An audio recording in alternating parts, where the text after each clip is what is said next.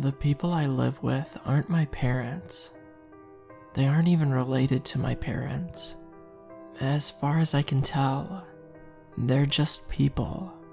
Cold, ruthless, angry people who wanted to have a daughter of their own and didn't care whose lives they destroyed to get one.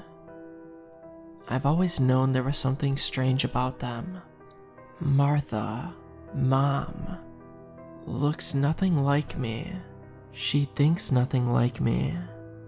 She's always blabbering about her precious china plates, or sorting her collection of pristine dresses and shoes that no one's allowed to wear.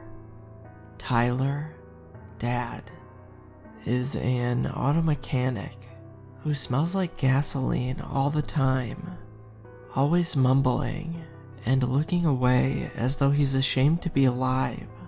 I don't know what I'm supposed to do, or what I'm supposed to be when I grow up, but I've lived with them long enough to know what I don't want. They treat me like a possession.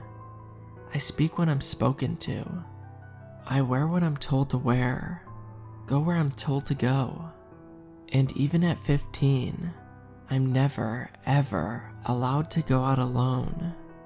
And you know what really makes me sick? The fact that I'd looked past all of their manipulative, controlling habits for my whole life. It didn't matter that I wasn't allowed to go play with friends. Dad wanted to keep me safe, and he knew best. It didn't matter that Mom forced me to spend countless hours sitting on the floor to sew lace into her clothes. It was all I've ever known, and I trusted them. But not anymore. I found out when I stumbled across a personal ad in the local paper.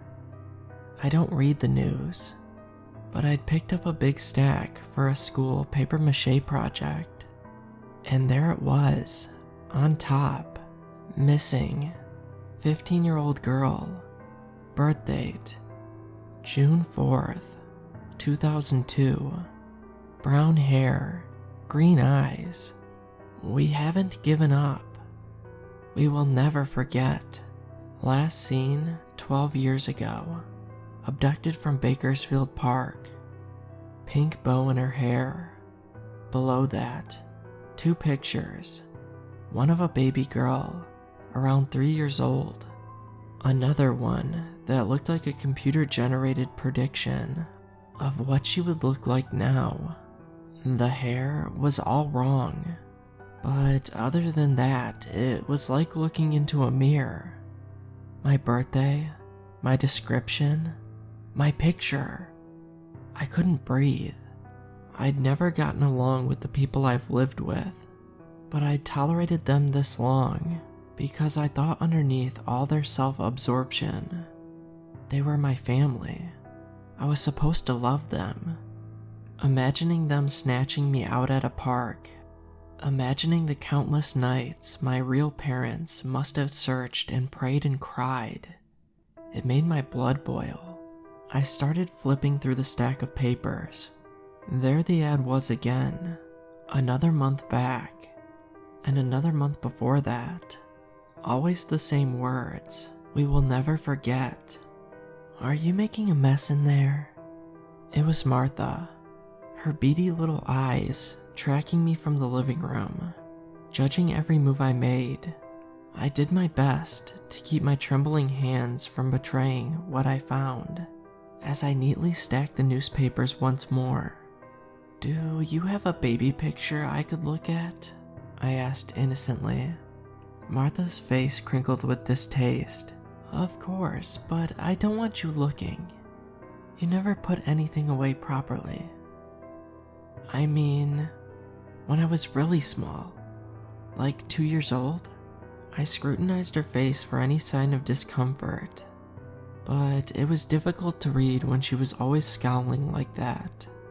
I shouldn't think so, she huffed, turned back to her magazine. There was that flood when you were... Oh, but you'd be too young to remember. It was all I needed to know. I went back to my room and dialed the phone number in the ad. I was actually in tears when the voice crackled through the other line. "Mom?" I whispered as loudly as I dared. "Mom, are you there?" We didn't call the police. We figured that anyone who could live their lives as a lie were capable of anything. Instead, we were just going to do it as quietly as possible. I packed my favorite clothes in a backpack and hid it under my bed. I let Tyler tuck me in, somehow resisting the urge to spit in his face when he leaned in to kiss me goodnight. I let Martha watch me from the crack in the door, pale orbs glowing where they reflected the moonlight. I pretended to be asleep, my whole body flushed and throbbing in anticipation. Finally, the coast was clear. I grabbed my backpack and snuck out in my pajamas, not wanting to spend a second longer in that house than I had to. There was a car waiting for me at the end of the block. For the first time I could remember, I was going back to my real home. A woman got out of the passenger side and waved to me. Not just any woman. It was my mom. I knew it before I even saw her. I was running without realizing it, and she was running too. We didn't slow down until we collided, hugging and crying, utterly abandoned by words. She smelled like warm cinnamon. Then a man got out of the driver's side, but before I could approach him, the deck lights behind me turned on. "Tyler, she's running away. I told you something was wrong." I flew into the car and didn't look back. My parents, my real parents, were tearing up the road, and I was giggling like a maniac the whole time. "We never stop believing," my father was saying from the front. "That's not to say that it didn't get hard sometimes, but the other children are going to be happy too." Mother squealed with adrenaline. "I have brothers and sisters?" I couldn't stop smiling. Two complete strangers, and already they seemed closer to me than my old family ever was. Something like that. My parents exchanged a knowing look, and they can't wait to meet you. Barred windows, a padlock on the front door, concrete floors. I don't know what I was expecting home to be, but this wasn't it. A dozen frightened faces lifted to greet us when the door opened. "Run!" a little girl screeched, about 12 years old. She jumped up as soon as she heard us, but I was so bewildered that I didn't make the slightest move. I was shoved hard from behind and fell to my knees. The door slammed shut behind me. My parents were on the outside, but I couldn't hear the padlock snap back into place. "I'm sorry," the little girl said. "I'm so sorry." "Mom? Dad?" It wasn't that I refused to believe what was going on. I was incapable of believing. I had built this fantasy up in my head so long that for the moment at least, it was still stronger than whatever reality tried to break through. "We will never forget." It was my mother, but the voice was wrong. I couldn't see her on the other side of the door, but I knew that sound could only come through a snarl. "And neither will you."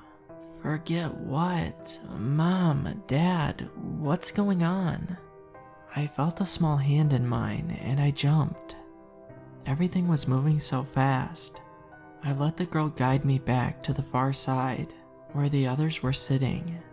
The walls were decorated with newspaper clippings, personal ads, hundreds of them, all for missing children, all promising they'd never forget. "That's mine over there." The little girl pointed at her picture in one of the ads. "Stop talking to her," an older girl said. "You'll be punished for it." I scanned the other children. All teenagers, I think. All girls. Some of them looked like people I might bump into in the street, but others were strangers. Their skin was drawn tight and riddled with bruises and sores. Their eyes were hollow, and I got the impression that they didn't see me, even when they were pointed in my direction. "I don't care," the little girl insisted. She steered me up against the wall and sat cross-legged in front of me. I could barely see her face through the matted hair. "They hate girls. That's why we're here." "That's not the reason," the older girl sighed. "It's because they're crazy. There doesn't need to be any other reason." "They lost their own daughter," the younger continued. "She was a hooker or something, and she got killed. And I don't know the details, but I guess they started collecting girls after that. Every once in a while, a foreign man. He's from Russia," one of the others interjected. "Foreign man comes to choose some of us. Then they go with him."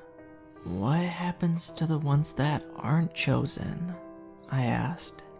But looking around, I already knew the answer. "Don't worry about it. You're a pretty one. They'll pick you," the older girl said. I don't know why she thought that. I could barely even see her face in the gloom. "Here," the little girl handed me a notepad and a pen. "You can have this if you want." "What am I supposed to write?" She shrugged. "Anything you want. At least then, there will be something left when you're gone." The first thing I wrote was, "I love you, Mom. I love you, Dad."